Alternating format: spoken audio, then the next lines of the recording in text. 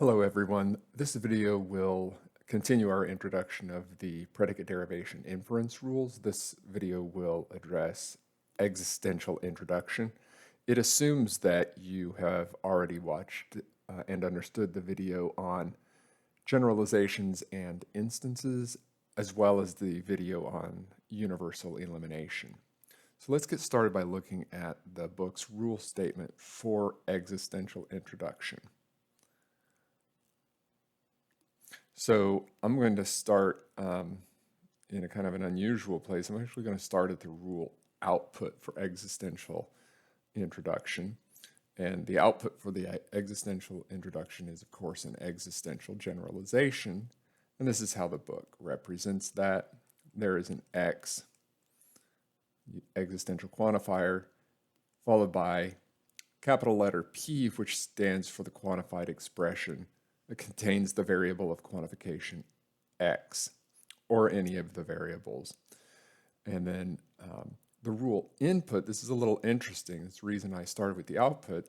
The rule input for existential introduction is any sentence that would be a substitution instance of that generalization. It's a little odd to put it that way, in a way, because I'm defining the input in relation to the output.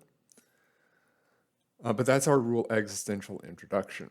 So we can add a line to a proof that has an existential quantifier on it and take it as input any sentence that would be a substitution instance of that existential generalization.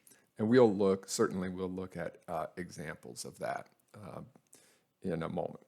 So I also am offering an alternative rule statement. It's a little easier on the eyes, I think, but really both of them require some understanding of what's going on. So I'm going to use my variable v for all variables w, x, y, and z to state our existential generalization at the bottom, at the rule output. And then I'm going to use this expression to represent that we have names in place of those variables. So once again, an instance is our input, and the generalization is our output. And so we can call that existential introduction as well. It's just an alternative expression. Okay. So let's take a look at, I don't want to go right now to seeing how this works in derivations. I just want to take a look at what would be some perfectly legal applications of existential introduction and some perfectly illegal applications of existential introduction. So this is a scope line. I'm going to go ahead and throw some line numbers up here. Let's say 6, 7, 8, 9. We'll see where we go. And let's start with a relatively simple sentence. Let's give us a 4-place predicate. 4-place predicate. It's not something that we usually encounter, but it will help make our point. Okay, so this sentence L, A, where all those A's are individual constants or proper names. And we won't worry too much about where we got those, okay? So what would be some perfectly legal moves here? Well, one would be to introduce a quantifier with any variable we like. Let's just vary it a little bit here and use a W instead of our standard X. So one perfectly legal move would be to replace all of those A's with W's. It's 4 W's, and say that that came from line 6, existential introduction. All right?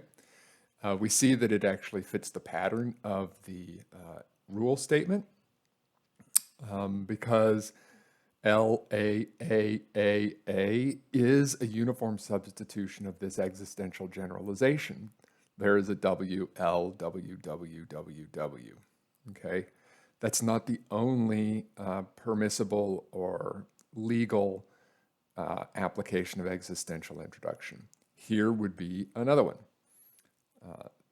There is a Y, L, A, Y. And that comes from line 6, existential introduction as well. Just to reinforce that point just made, we could introduce, there is a Z, L, A, Z, A, Z. And that comes from line 6, existential introduction. So as we see, lines 8 and 9 replaced only a few of the A's with a variable and then added the existential quantifier. Nevertheless, we can say that line 6 is a substitution instance of line 8. If we drop the quantifier from line 8 and we change the variable y to the name a, then we get 6 back. In line 9, if we drop the quantifier from line 9 and we take these two z's out and replace them with a's, well, the result would be line 6. So lines 7, 8, and 9 are all perfectly legal moves to apply existential introduction. By the way, line 8 and 9 have names in them, don't they? They have the name A in them. Therefore, we could take them as input for existential introduction. So maybe I want to say there's a Y, okay, and there's a Z. L, Y, Z, Y, Z. And that comes from line 9, existential introduction. How do we know that that was a legal move? Because if we drop the first quantifier, there's a Y, and replace those Y's with A's, the result would be line 9. And what that means is that line 9 is a substitution instance of line 10. And what that means is that we can move from line 9 to 10 by appeal to the rule existential introduction. Now let me go over in this space over here and give a different example. Say we start again on line 6 of a derivation that's in progress, and we have a simple name a simple sentence L, A, B, C, where L is a 3-place predicate, and it won't matter where we got that. We'll just have to pretend that we annotated that. Line 7. Let's take a look at this possibility. Can we do this? There's an X, L, X, X, X, and say that that came from line 6, existential introduction. Right, what do you think? The answer is no, we can't do that. It's not a legal move. And the reason that it's not a legal move is that line 6 is not a uniform substitution of line 7. In other words, line 6 is not an instance of line 7. Okay, so if we drop the quantifier on line 7 and we replace those x's with the same name, whatever name we choose, there's no way we would get line 6 from that. Okay, so What would be a legal move is, for instance, on line 8, if we wanted to say there is a Z, L, A, B, Z. And we could say that came from line 6, existential introduction. Okay, that would be a legal move, and it would be a legal move for the reasons that I've already explained in the little derivation snippet on the left. Drop that quantifier, replace the Z with a name, C, and we'll get line 6. So line 6 would be a substitution instance of line 8. Okay, so now let's take a look at some fairly simple derivations, just to get us started. So let's suppose that we want to derive the sentence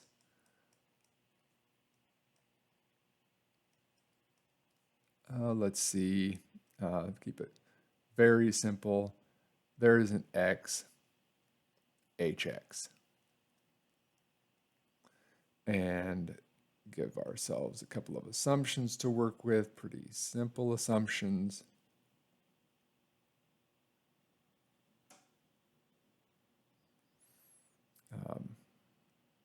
For all y,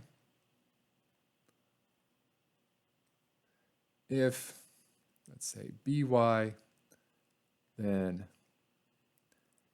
hy, that'll be a primary assumption, and then another assumption, let's say bl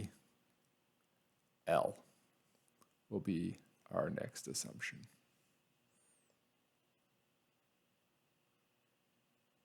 Basically, our argument here would be something like all b's are h's, premise 1, for all y, if y is b, then y is h. And then on premise 2, we get that some individual L has property B. So what we want to derive from that is that something is H. And here's how we would go about that. We will be using our companion rule here, universal elimination, and that'll have to be the first move we make. We want to instantiate the universal generalization up there on line 2 to the name L.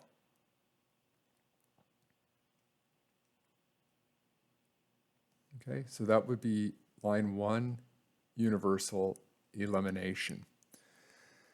And hopefully you see that that is a strategic choice. With respect to universal elimination, we can choose any name we like. There are no restrictions on that. It's what makes it the easiest rule to apply.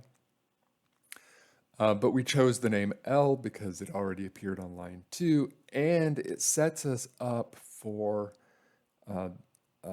conditional elimination, application of conditional elimination. So from lines 2 and 3, we can write down HL.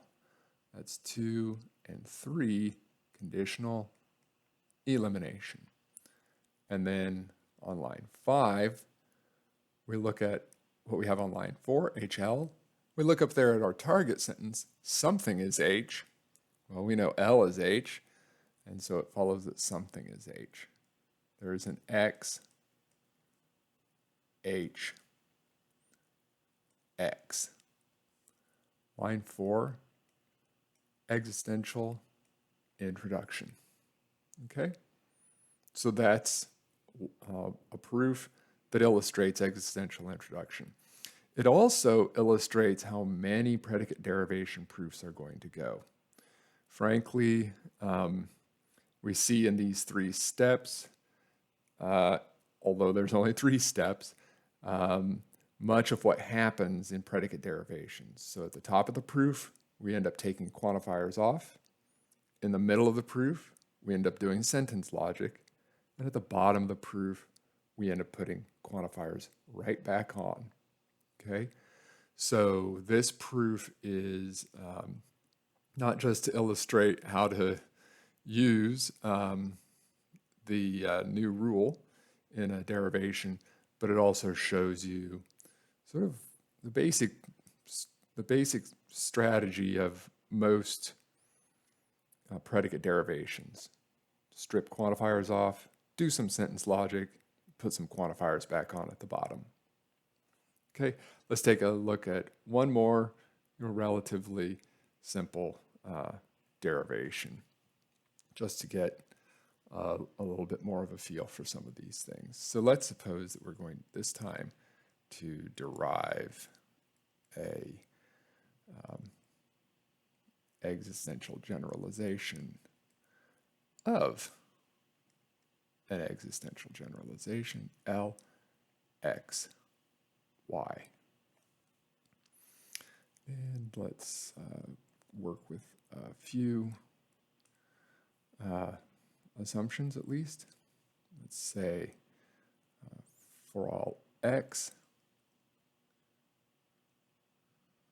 if Bx, then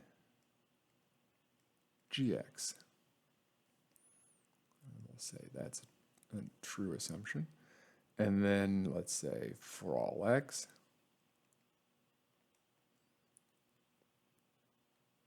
if Gx, then for all Z, Lx, Z. It's another assumption. And then our last assumption will be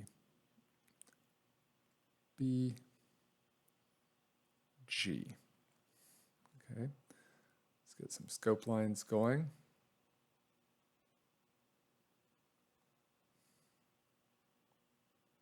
And work on this proof. And want that to be an assumption. Okay, so as I've just said, really the first things we want to do is start dropping those universal quantifiers. We have our eye on line 3 here, where we see that the individual G has property B, and we have this generalization on line 1 that says all B's are G's. So we're going to instantiate line 1 to the name G.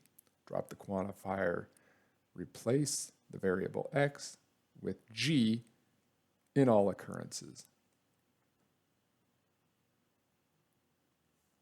It's from line 1, universal elimination. Okay, so we're going to do the same thing to line 2 real quick. So we're going to instantiate line 2 to the name G.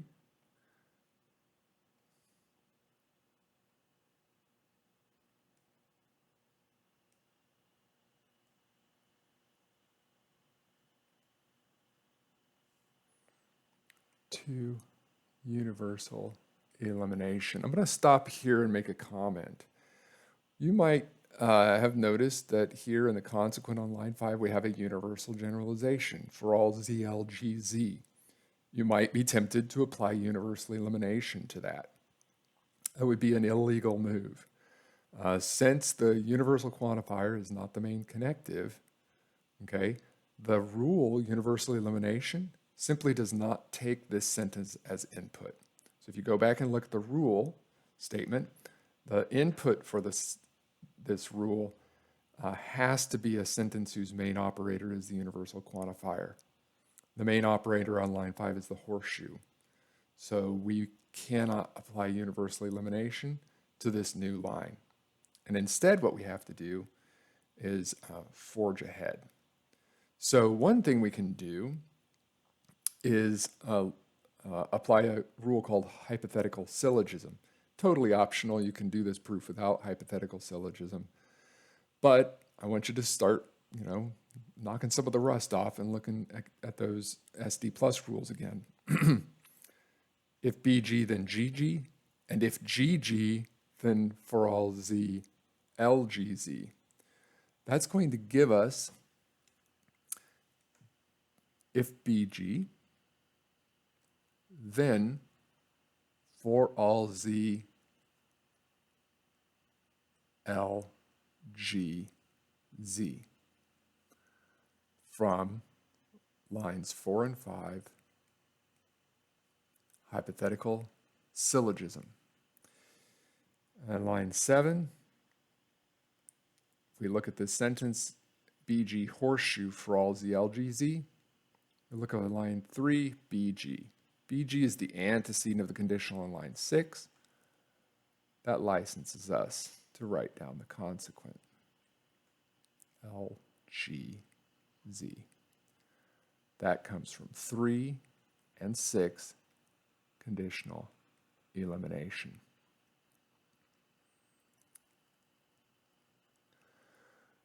So we're getting closer, believe it or not, to something that looks like our target sentence. So what we're going to do is apply universal elimination to line 7, L, G, G. Line 7, universal elimination. In fact, you can put any name you like in for Z. You could put an A, you could put a B. You don't have to put a G. It's actually your choice. This proof's going to work out fine either way. So let's start building on now our existential quantifiers. If we look at our target sentence, there's an X, there's a Y, L, X, Y. When we have to add two quantifiers, we start with the one inside first, because each quantifier we add has to be the main logical operator, so we can't add the Y quantifier second. We have to add it first. There's a Y, L, G, Y. Line 8, existential introduction. And then lastly, line 10, there's an X, there's a Y, L, X, Y. And that is from line 9, existential introduction. I just want to go back to a point I made just a moment ago, and I said you could choose any name you want to. So let's change this name. Suppose we had changed it with a C. If we had done that, absolutely nothing changes. Okay, so line 8, as it is now with the C, is a substitution instance of line 9. And so the application of existential introduction on line 9 is a perfectly legal move and nothing has changed. Okay, so that's our new rule, existential introduction, and there's some little bit of complexity to it.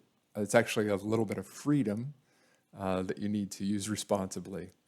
And then we've seen it illustrated with two relatively simple derivations. Our next inference rule is going to be universal elimination. We'll see that one in the next video.